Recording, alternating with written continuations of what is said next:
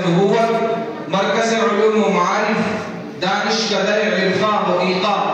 گلشن علم و فیض کے گلچینوں کی جماعت میں شامل فرما کر یہاں کے باکمال اور ماہرین فن اساتذہ کرام سے استفادہ کا ذریعہ موقع عنایت فرمائے۔ چنانچہ میں اللہ رب العزت کی عطا کردہ اس نعمت کی قدر کرتا ہوں، اس گلگائے رنگ و بو اور دبستان نبوی سے انواع و اقسام کے پھول چنتا رہا، یہاں کے باغ بہار پرکیف لیل و نہار اور ماحول گل بہار میں پروان چڑھتا رہا، یہاں کے ماہرین فن مشرف و محسن اساتذہ کرام سے استفادہ کرتا رہا۔ بالآخر وہ گھڑی آ ہی گئی کہ مادر علمی کو الوداع کہنا پڑ رہا ہے، جو ایک طرف رنج و الم اور حسرت و غم کا باعث ہے تو دوسری طرف فرحت و سرور کا۔ غم اس بات کا ہے کہ اب اس گلستان میں میرے دن پورے ہو چکے ہیں، اب یہاں کے باغ و بہار پرکیف لیل و نہار اور ماحول پر بہار میں ماہرین فن مشرف و محسن اساتذہ کرام کی شفقتوں، محبتوں، عنایات و احسانات اور دوستوں کی ہمدردیوں اور رفیقوں کی رفاقت اور ہم نشینوں کی صحبتوں اور یہاں کے طالب علمی کی زندگی سے جدائی ہو رہی ہے۔ خوشی اس بات کی ہے کہ اس گلشن علم و فن میں علوم عربیہ کے حصول میں 4 سالہ زندگی گزارنے کے بعد اپنے دیرینہ خواب کو شرمندہ تعبیر پا رہا ہوں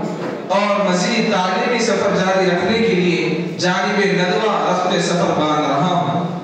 آج تصور فراق نے ماضی کی یادوں کو ذہن کے اسکرین پر لا کر ظاہر کر دیا جو نگاہوں میں گھوم رہی ہے۔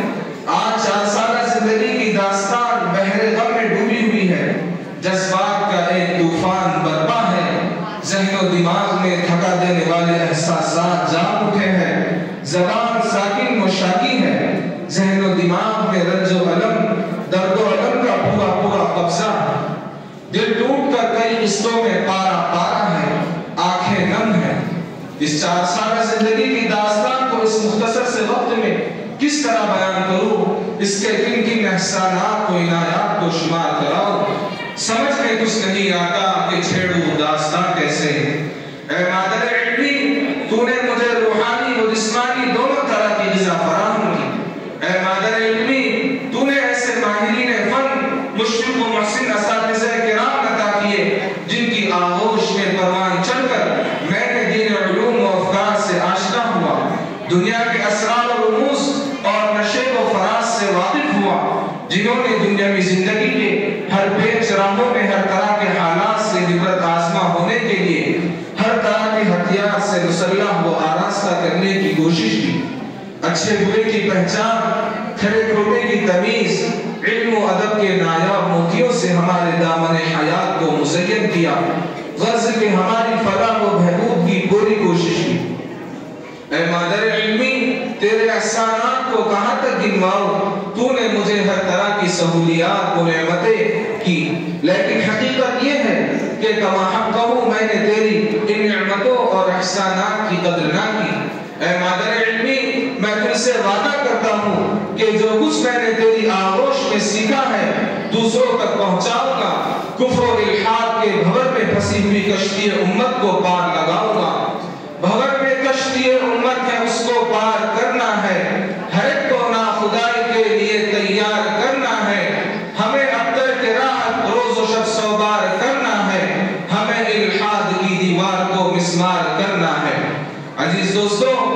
اگر آپ حضرات سے کچھ کہہ سکتا ہوں تو یہی کہہ سکتا ہوں کہ حتی المقدور یہاں کی سہولیات سے استفادے کی کوشش کریں اور مشرف و محسن اساتذہ کرام سے فائدہ اٹھائیں، ورنہ بڑی محرومی ہوگی کہ ایسے گوہر نایاب ملے نہ ملے۔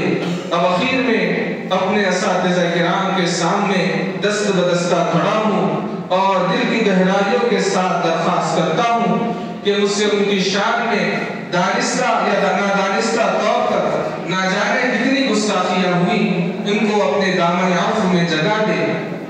اور اپنے عزیز ساتھیوں سے بھی ہر طرح کی لغزشوں اور حق تلفیوں سے معافی کا طلبگار ہوں۔ امید ہے کہ تمام حضرات تہ دل سے معاف فرمائیں گے۔ اے مادر علمی، اے مادر علمی، بہت کچھ سیکھا ہے تیری آغوش